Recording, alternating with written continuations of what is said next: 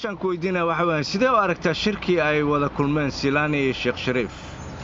runtii horta marka hore waad salaaman tahay shirkaasi shir fiican ayaan anigu fikir ahaan u arkaa maadaama ay tahay markii ugu horeysay oo Soomaali meel ay isugu timaado 12 sanadood inkastoo bilow yahay laakiin waa bilow fiican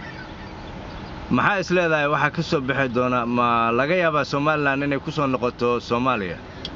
taasi kulli imaka waxa weeye waa arrin bilow ah